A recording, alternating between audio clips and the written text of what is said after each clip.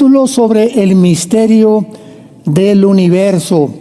Esta es la tercera conferencia y la cuarta que seguirá después, donde terminaremos esta miniserie misteriosa acerca de lo que esconde el universo.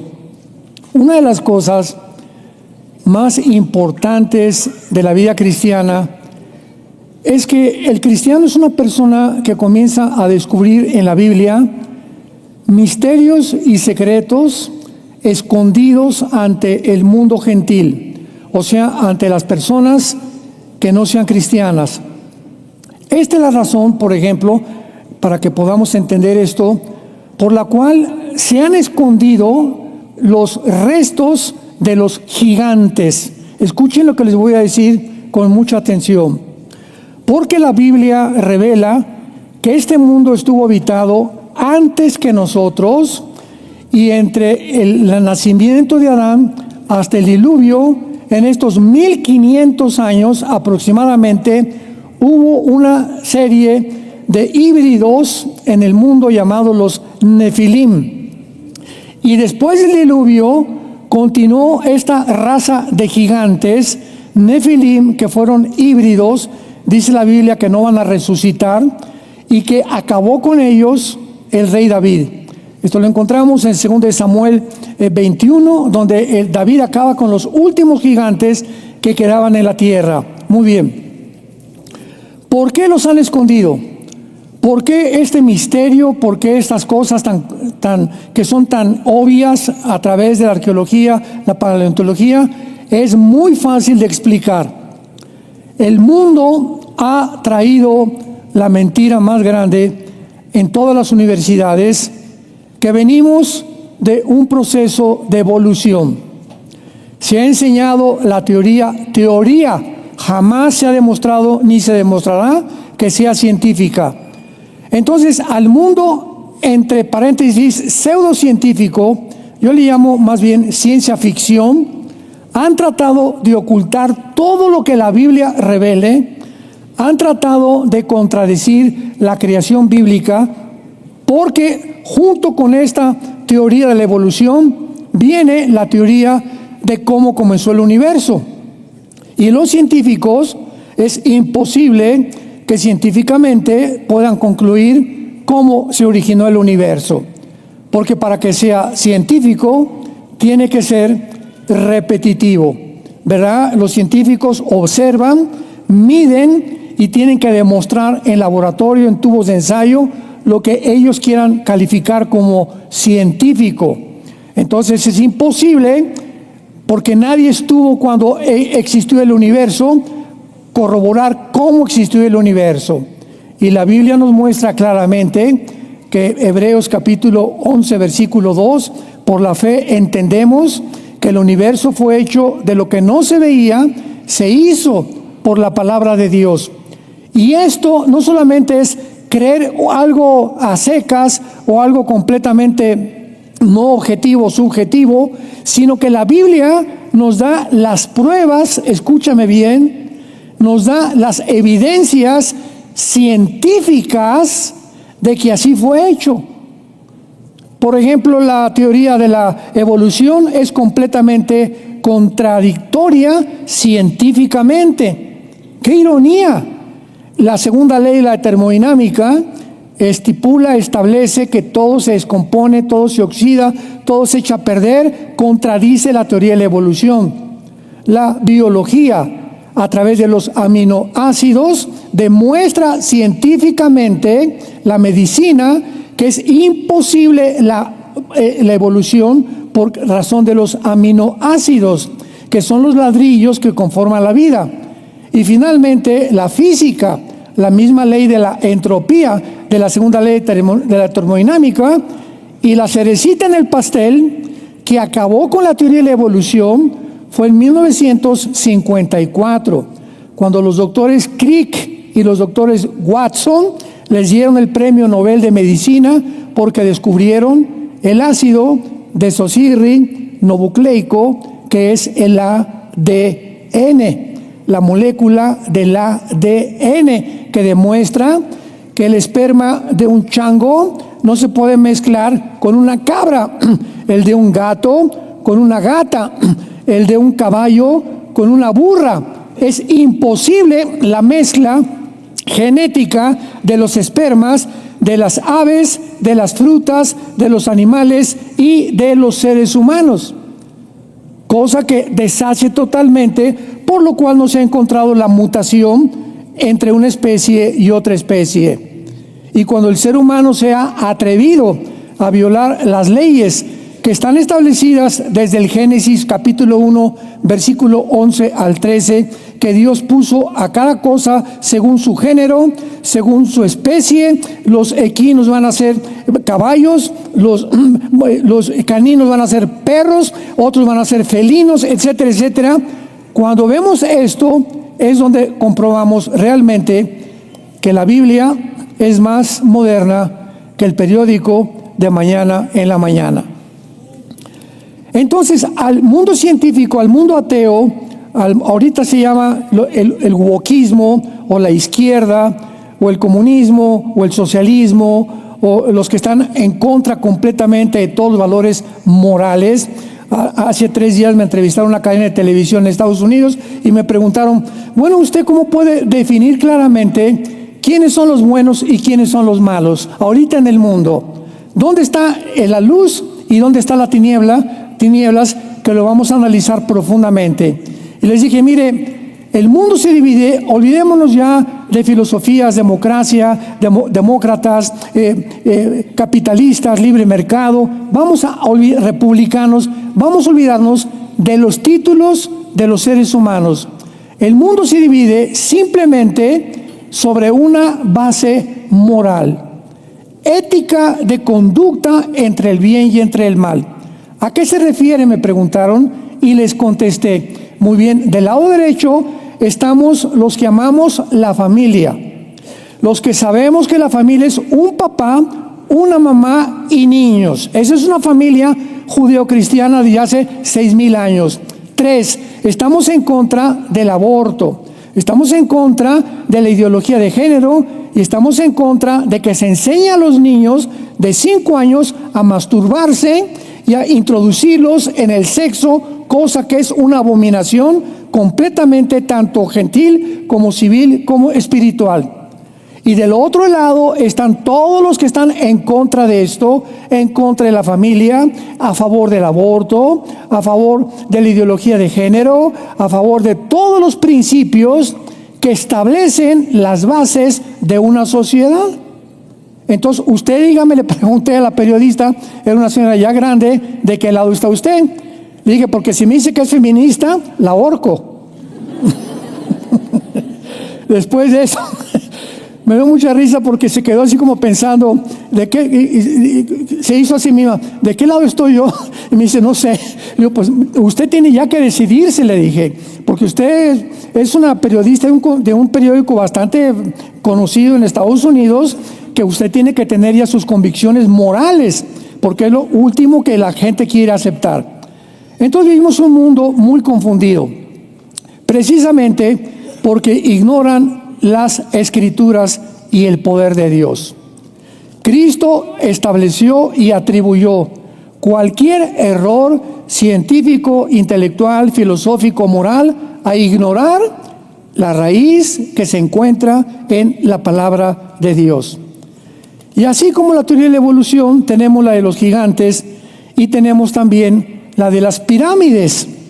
Bueno, si quieres apuntar, el mejor arqueólogo del mundo actualmente es un viejito que se llama Graham, con H intermedia, Hancock, con H y seca, Hancock. Encuéntralo en YouTube. Graham Hancock. Tiene una serie como de 7 videos. Este viejito no es cristiano. Él ha viajado toda su vida, en estos videos lo vas a ver, estudiando las ruinas de los mayas, de la pirámide de Giza, las de Machu Picchu en Perú, las de Stonehenge en Inglaterra, y todo lo que es arqueología de hace 4 o 5 mil años. Ha dado su vida investigando ¿quién pudo cargar piedras de 12 toneladas para las pirámides de Giza en Egipto, acomodarlas de tal forma cuando hace 4.500 años aproximadamente no había ni siquiera sierras de esmeril ni de punta de diamante donde puedes meter una hoja en medio de las dos piedras? Porque además en más de 15-20 kilómetros del Cairo ni siquiera habían esas piedras. ¿A quién se le ocurrió en Machu Picchu, en Perú, subir a una colina piedras de 10-15 toneladas y hacer ahí monumentos cuando abajo los podrían haber hecho? En fin, este arqueólogo dice, es que es imposible, así concluye, que ningún ser humano se haya atrevido a hacer estos monumentos. Van en contra de la razón, en contra de la ingeniería aerodinámica, en contra de la ingeniería civil, en contra de la aerodinámica, en contra de todos los principios establecidos. No es posible que las pirámides tengan una infraestructura de impermeabilización que haya durado casi 4.000 años contra el viento, los granizos, las lluvias, cosa que no hay un solo material en el mundo actualmente que pueda contener esa resistencia. Además, ¿quién orientó a las pirámides? Al norte, al sur, al este y al oeste. Las de los mayas, las de Mayaquiche, las de Stonehenge y las de Israel y las del mundo entero. ¿Cómo es posible que hace 4.000 años, cuando no había transporte, ni había celulares, ni había teléfonos, se comunicaran los de mayas o los que hicieron los mayas con los de Machu Picchu, con los de Egipto, para que hicieran las mismas estructuras con el mismo peso de las piedras y alineadas a los 4 puntos cardinales del universo? El viejito Graham Hancock concluye y dice, fueron los extraterrestres. Y tú sintonizas Calvary Chapel, ¿verdad? Que es una organización religiosa muy grande en el mundo. Puedes sintonizarte todos los canales de televisión que hablan de esto, como National Geographic, Discovery Channel, y todos están de acuerdo. Los extraterrestres pisaron el mundo antes que nosotros. De ahí viene la famosa Atlántida también, donde hay la Antártida que esconde secretos. Y de esta forma, todo esto está escondido porque la Biblia nos habla claramente que nuestro mundo fue habitado antes que nosotros por los ángeles caídos. Y lo encontramos, lo vamos a ver en Isaías 14, Ezequiel 28, Ezequiel 31, etcétera, etcétera, etcétera. Entonces, antes de que estuviéramos nosotros, hubo una civilización de ángeles, donde vamos a Génesis capítulo 1, vamos a comenzar desde ahí. Quiero irme con muchísima lentitud para que puedan ustedes ir absorbiendo, entendiendo por qué es un misterio el universo a la mente humana no espiritual. El capítulo 1 del Génesis, versículo 1 y 2, ya nada más entrando a abrir la Biblia, hay una gran controversia entre lo que pasó entre el versículo 1 y el versículo 2. Y entre todos los teólogos del mundo, no hay más que 2 opciones. Las vamos a ver y tú vas a probar con cuál te quieres quedar, de acuerdo al peso teológico que vamos a ofrecer y a las evidencias que vamos a ofrecer, porque así es la Biblia. Yo vengo a estudiar la Biblia y voy a un seminario fulano de tal y recibo una educación formal donde muchas cosas me esconden de versículos de la Biblia, porque había teólogos hace 40, 50 años que no lo podían explicar.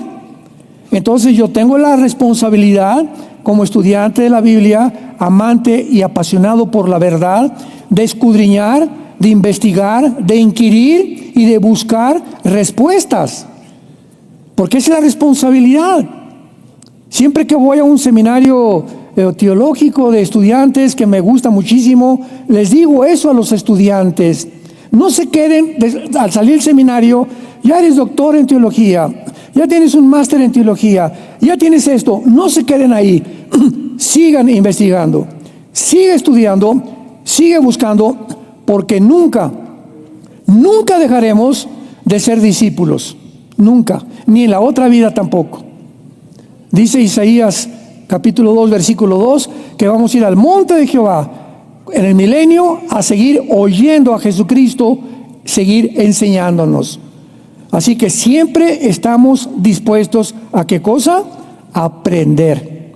Porque si te cierras, no, ya lo sé todo y esto yo nunca lo había oído, bueno, pues ahí quédate, no hay ningún problema, y quédate en ese escalón y no te gradúes en otro más, que Dios quiere que tú subas en la profundidad del conocimiento espiritual.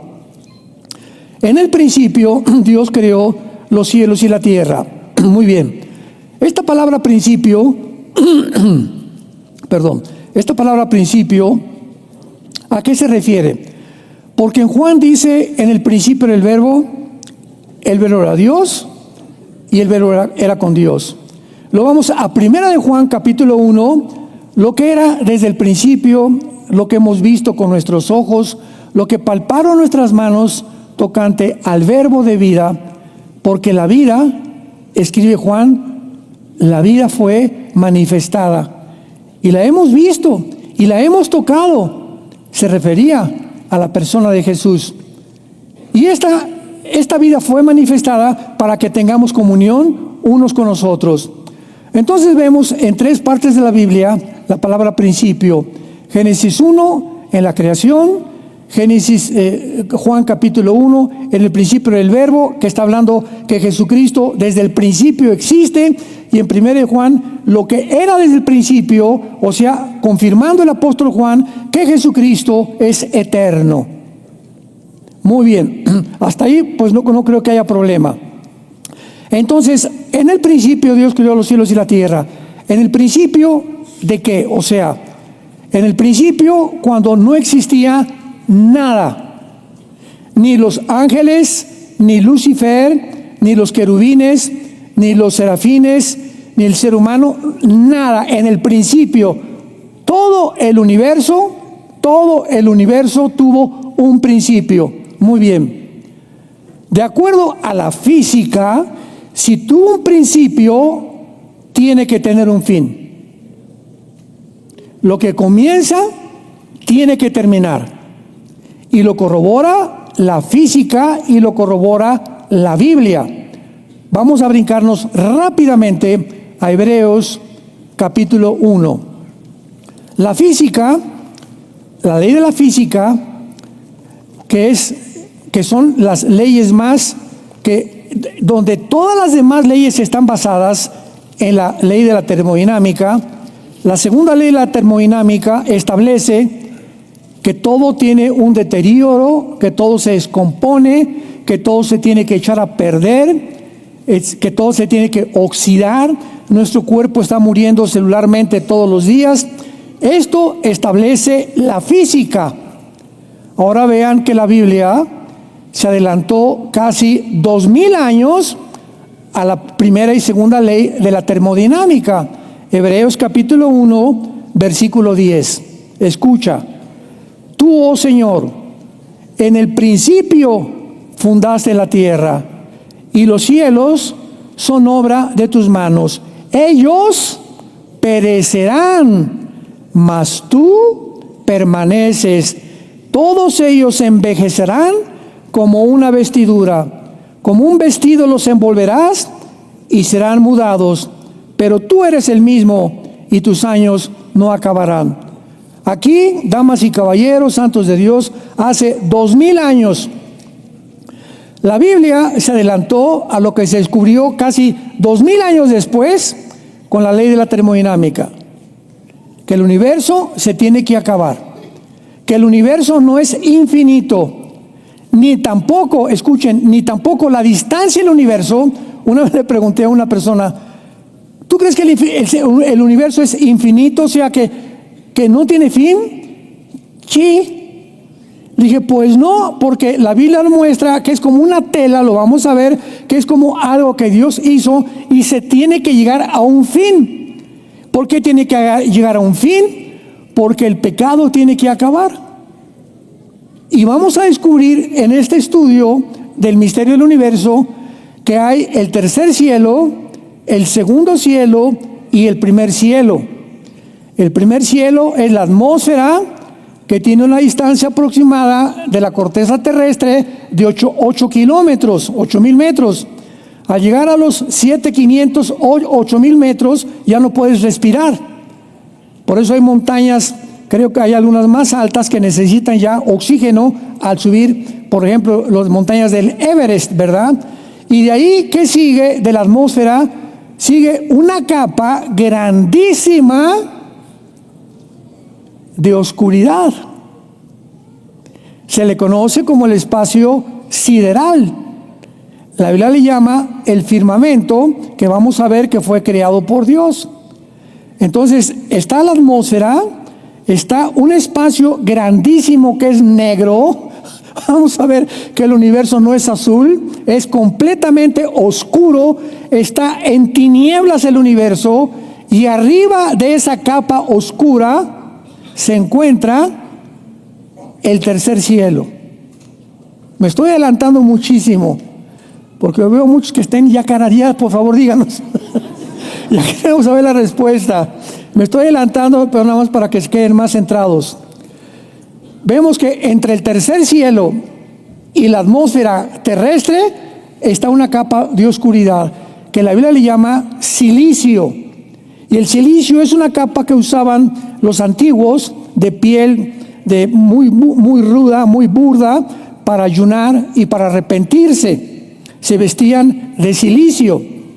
Entonces Dios puso como una capa de silicio entre Él y nosotros para que no nos acercamos a Él.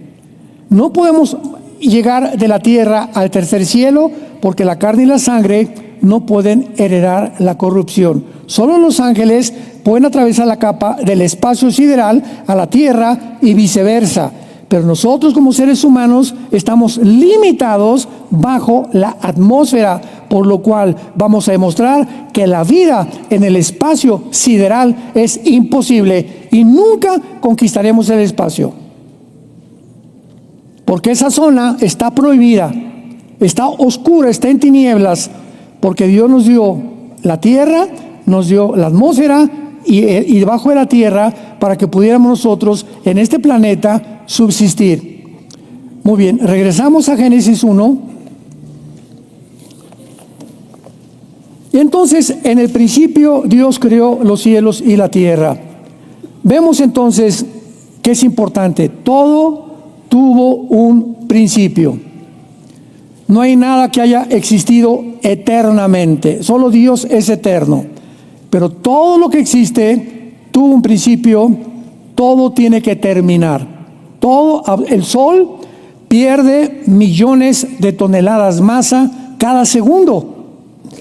Tú levantas hoy en la noche la vista al cielo y ves las estrellas que ya no existen. Lo que tú estás viendo es una luz, y esa estrella que tú crees que estás viendo tiene 15 millones de años que ya desapareció.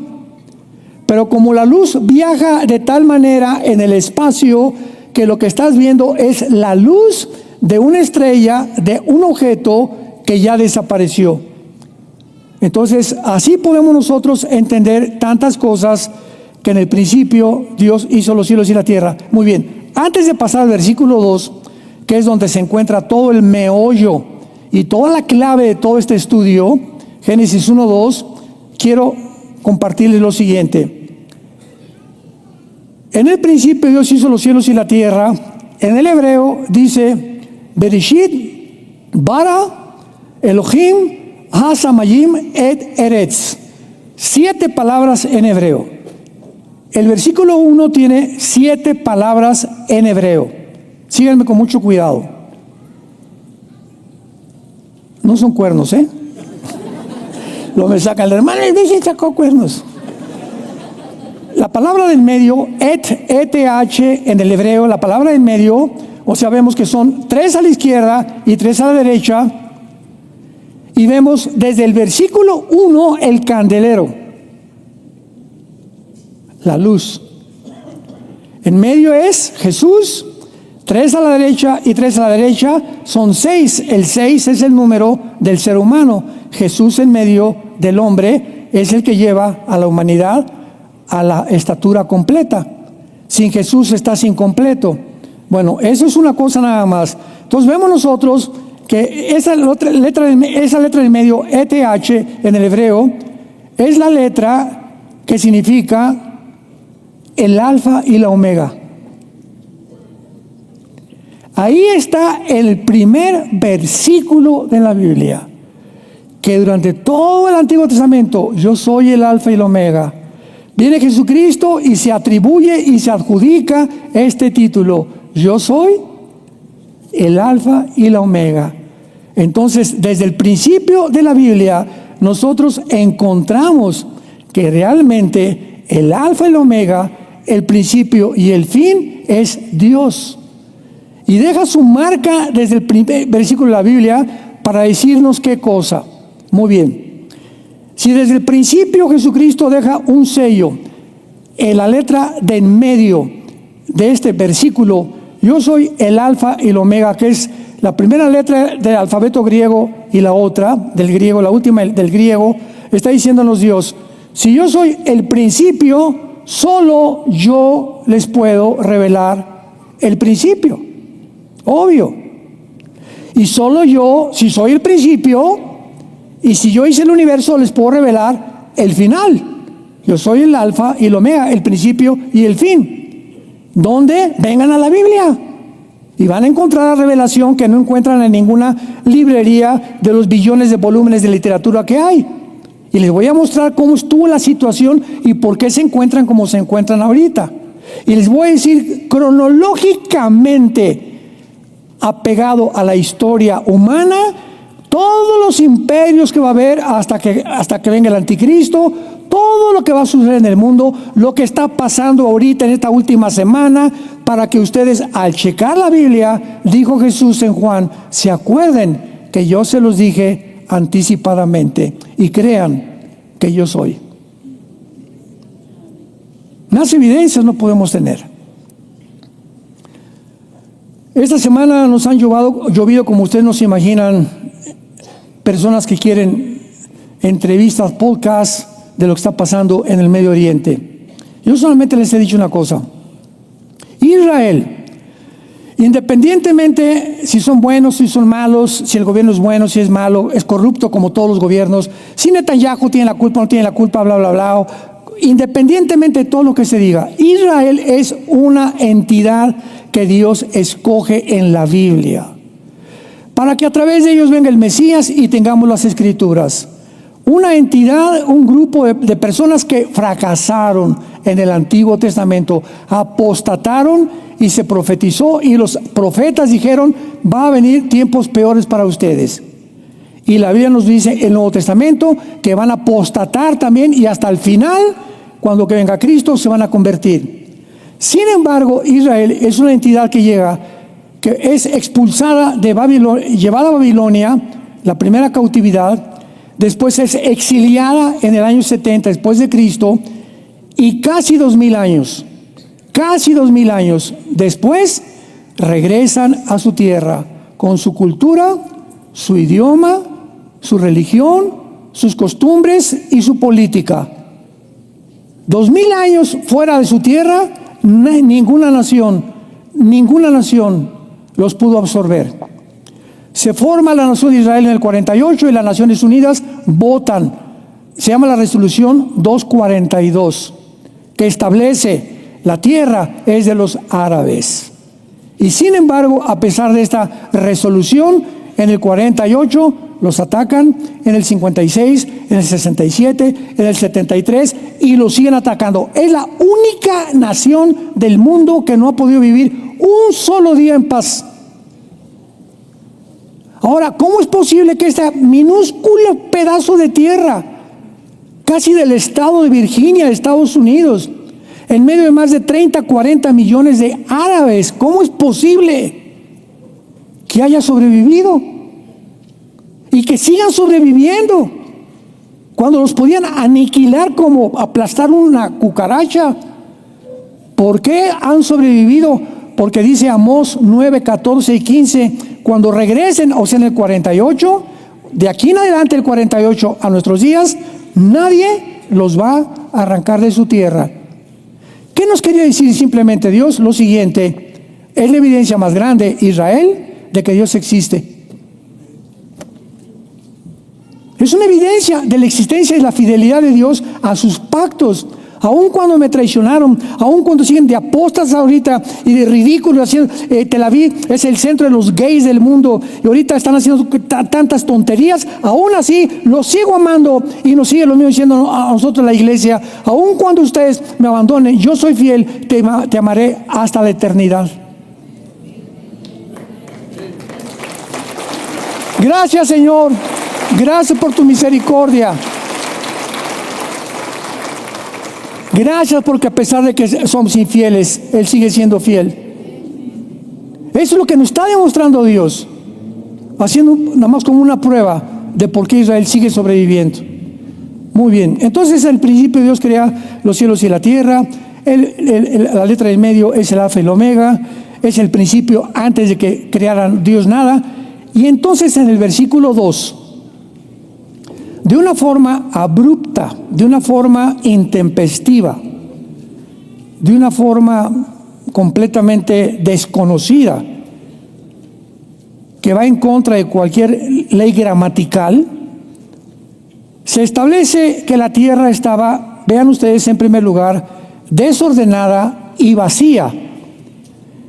Y vamos a ver en Isaías 45 que Dios no creó la tierra desordenada y vacía. ¿Cómo puede Dios, un Dios perfecto, crear algo desordenado y vacío? Y es interesante las dos palabras hebreas que se usan aquí. Tohu, T-O-H-U, bohu. Tohu, bohu, desordenada y vacía, que significa semidestruida, desolada, completamente desértica, sin absolutamente nada que pudiera sobrevivir. La tierra estaba en un estado caótico. Y la tierra del versículo 1, en el principio Dios hizo la cielo y la tierra. Esa palabra tierra es la palabra Eretz, con Ed Enrique, Eretz, T y Z al final, que significa tierra como la conocemos ahorita. Pero en el versículo 2, esa tierra del versículo 1 está cambiada. En un estado caótico, y se agrega, y además las tinieblas. Estaba en un estado caótico, en estado completamente de oscuridad, y se veía únicamente la faz del abismo. El abismo, de acuerdo a Cristo en el Nuevo Testamento, es la prisión de los demonios. La prisión de muchos de los ángeles caídos. Entonces vemos nosotros que encontramos una tierra completamente desordenada, vacía, desértica, con tinieblas, con el abismo, y al mismo tiempo, en este estado en que estaba la tierra, el Espíritu de Dios se movía sobre el globo terráqueo, dice la Biblia, el Espíritu de Dios sobre las aguas. ¿Las aguas? ¿Quién inundó la tierra? Porque ya en los siguientes versículos Dios tiene que quitar el agua para que surja la tierra. En el versículo 1 no estaba tapada de agua la tierra, era la palabra Eretz. Y es interesante que cuando dice el Espíritu de Dios se movía sobre las aguas, la palabra movía es la palabra en el hebreo que significa merachepet, como suena merachepet en el hebreo. Y es la palabra que se usa de una gallina cuando se pone sobre sus huevos y los empolla. O sea, el Espíritu Santo parecía, es la imagen que se nos da, como una gallina sobre sus huevos empollándolos. Ya ven que la gallina llega y se pone sus huevitos, ¿verdad?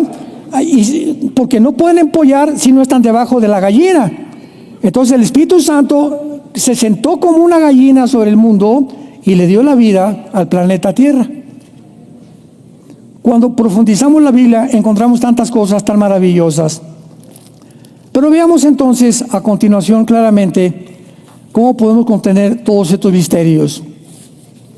En la Biblia, para comenzar a corroborar que algo pasó entre el versículo 1 y el versículo 2, es por la palabra tinieblas, oscuridad. Y vemos que en toda la Biblia las tinieblas siempre simbolizan el pecado, el juicio, el temor, el alejamiento de Dios o el juicio de Dios. Siempre las tinieblas representan lo opuesto a la luz. Cuando Cristo fue crucificado entre las 12 y las 3 de la tarde, y las tinieblas se hicieron sobre la tierra. ¿Por qué? Porque en ese momento Él llevaba tus pecados y mis pecados en su cuerpo. Ahí lo vemos de una forma muy clara y clásica, que las tinieblas simbolizan el juicio de Dios. Ahí Jesús estaba siendo juzgado por su Padre en tu lugar y en mi lugar. El que no escatimó a su Hijo, Romanos 8, por nosotros lo hizo para decirnos: te amo, porque de tal manera amó Dios al mundo que ha dado a su Hijo unigénito. Entonces vemos a través de la Biblia tinieblas, luz, y a nosotros, ahora sí vamos a poner muchísima atención. Nosotros los seres humanos, antes de que recibiéramos a Cristo, estábamos así, amalgamados. Hebreos 4:12. La palabra de Dios es como una espada de dos filos, que atraviesa el alma, divide el alma y el espíritu, las intenciones del corazón. La Biblia dice que antes de que fuéramos cristianos, nuestros pensamientos y nuestra alma estaba amalgamada. Este es el espíritu, este es el alma. Estábamos así, amalgamados. Todo era gris. ¿Qué es bueno y qué es malo? No chepo, no sé. Oye, mira, tu verdad es mi verdad, ¿eh? Y lo que tú piensas no creas que yo pienso lo mismo que tú.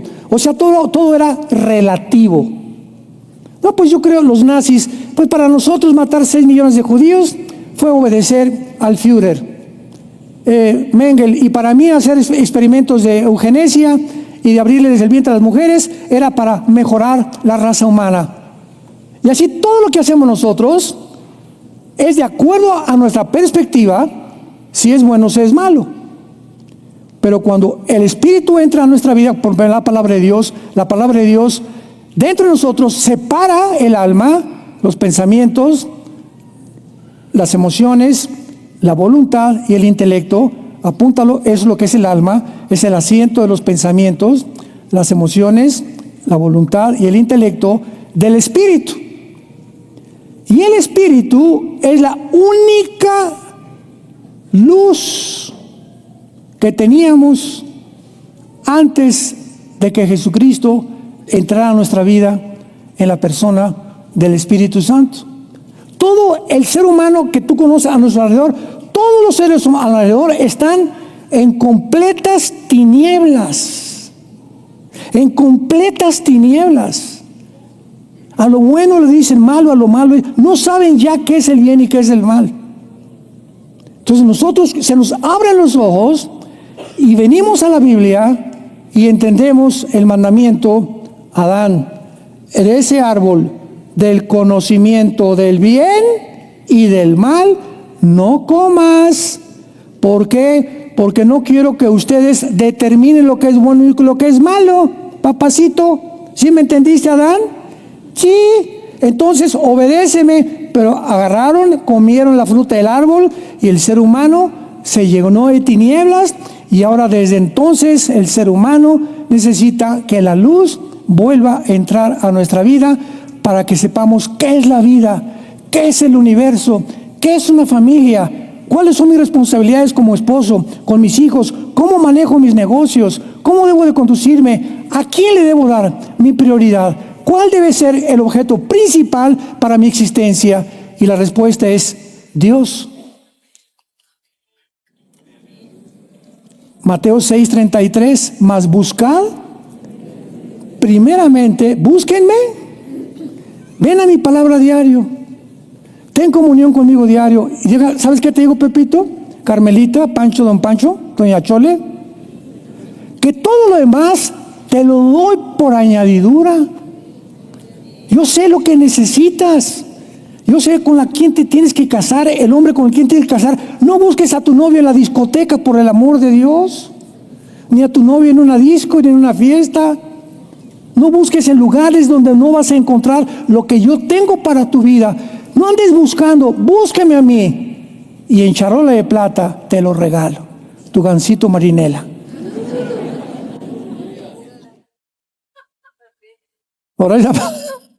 Ahora sí aplauden, ¿verdad?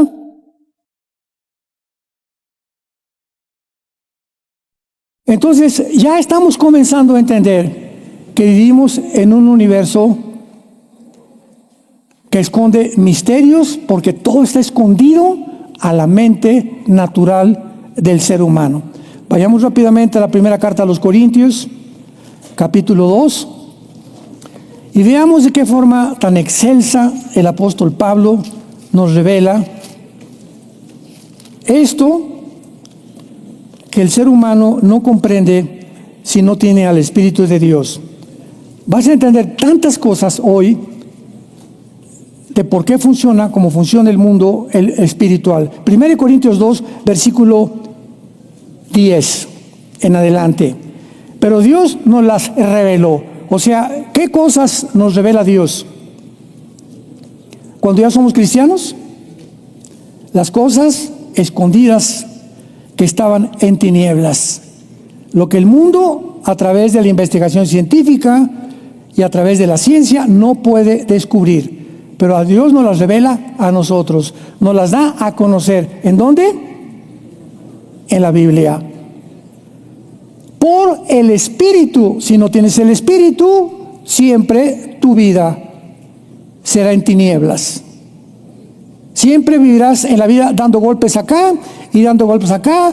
Un marido, dos maridos, una esposa, dos esposas, tres esposas, cuatro esposas, dinero, tanteando, buscando, creyendo que en eso que tú estás por tus tinieblas te van a dar la felicidad o vas a descansar. Nunca llegarás al conocimiento de la verdad, porque sigues en tinieblas.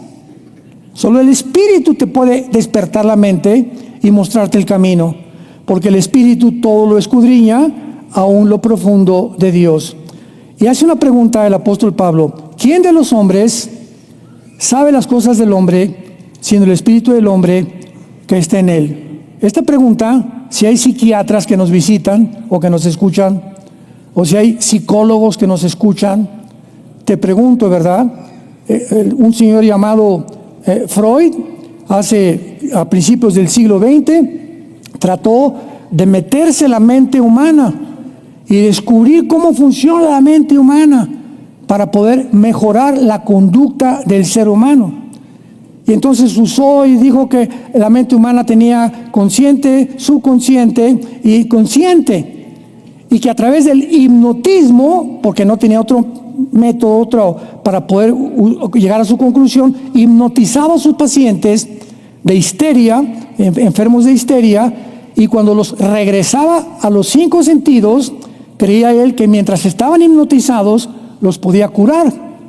Sin embargo, este mismo Freud era un hombre que a las 2, 3 de la mañana, el investigador se levantaba empapado en sudor, gritando a su esposa: hay alguien ahí, hay alguien ahí, mi amor, no es la escoba que está ahí recargada. Lo mismo que Hitler.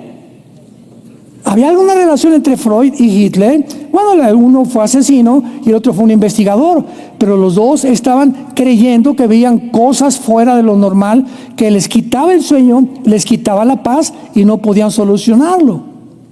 Entonces él creyó que en la mente, en la psique, el problema humano se encontraba. Carlos Marx, no, el problema está en la lucha de clases. Sí, el proletariado derriba a la burguesía y a los ricos y a los que tienen todo, les quitamos y nos subimos al trono nosotros, vamos a repartir el dinero, va a haber igualdad y el mundo tendrá paz. Otro que ofrece otra solución, que el siglo XX cobró más de 80 millones de personas. Y finalmente tenemos a William Shakespeare, el filósofo inglés. No, el defecto trágico es el problema del ser humano. Y así vamos a buscar.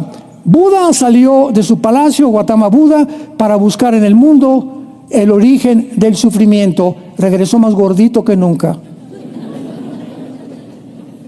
Mahoma tuvo unas revelaciones que se le apareció, dizque el ángel Gabriel, en estado de catalepsia, en estado completamente anormal de conducta, donde desarrolla una conducta en su libro El Corán de la mitad para adelante, en que si tú no eres del Islam, te mueres y te corto la cabeza. Entonces podemos examinar todo lo que el mundo nos ha ofrecido y el mundo está en tinieblas. El mundo está en tinieblas. Ahora lo explica aquí el apóstol Pablo para acabar, versículo 12. Y nosotros no hemos recibido el espíritu del mundo, que es el espíritu de las tinieblas, sino el espíritu que proviene de Dios, para que sepamos lo que Dios nos ha concedido, lo cual hablamos con palabras enseñadas por sabiduría humana, sino con las que enseña el espíritu, acomodado lo espiritual y espiritual. Versículo 14 es la clave. Versículo 14. Pero el hombre natural es la persona que no tiene la luz, que no tiene a Cristo, que no ha nacido de nuevo. Esa persona no percibe las cosas que son del Espíritu de Dios, porque para él son, claro. Oye, ¿cómo es que la Biblia, y Dios manda a matar a los cananitas, y pura sangre en la Biblia, y llena de contradicciones? Burro, porque necesitas luz. Te metes a una cueva a descubrir tesoros sin una lámpara. Por eso tanto ataque tan absurdo de la Biblia. ¿De quién es? De personas que no saben distinguirla porque no tienen la luz para encontrar la verdad. El hombre natural le es locura a la Biblia y no la puede entender porque se han de discernir espiritualmente.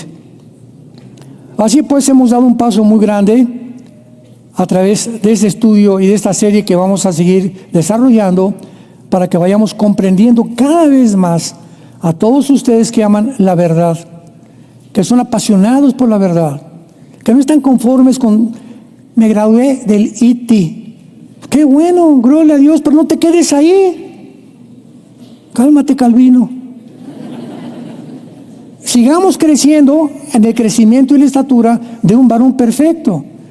Somos una mina de tesoros escondidos que Dios ha guardado dentro de nuestro corazón, que no los hemos descubierto. No te imaginas tú lo que vales a los ojos de Dios. Ya no son nada, me dicen Gutierritos. No te imaginas, no tengas ese concepto de ti. Dios tiene, si tú eres cristiano, Dios tiene un plan perfecto, bueno y agradable, Romanos 12:2, para tu vida, tu familia y tus hijos que vienen. Pero tú tienes que ser solamente, una palabra te va a definir: obediente. Obedece lo que este libro te dicta. Obedece la palabra. Sean santos en toda vuestra manera de vivir, porque yo soy santo, dice el Señor, y les daré el sol, la luna, las estrellas, el universo, porque todo es mío, dijo Jesús, y ustedes junto conmigo coherederos del universo en que vivimos. Padre, gracias por tu palabra en esta mañana. Bendito sea el Dios y Padre de Jesucristo nuestro Señor, que nos ha hecho renacer para una esperanza viva. Gracias, oh Dios de paz, por tu Hijo Jesucristo, el pastor de las ovejas y del pacto sempiterno, por el pacto de sangre, para que tú puedas guardarnos de todo mal y nos puedas acondicionar para hacer las obras que son agradables delante de ti. Gracias, Jesús, por tan grande sacrificio.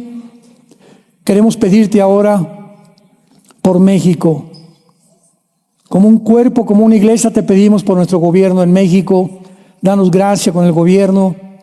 Te pedimos por la señora Claudia Sheinbaum, por todos los senadores, diputados, los magistrados de la Corte Superior de Justicia, que tú, Señor, les abras el entendimiento y el corazón para que te descubran que eres real y México pueda verdaderamente tener un camino lleno de luz y de verdad, de comprensión de la vida y de entendimiento de la razón por la cual existimos.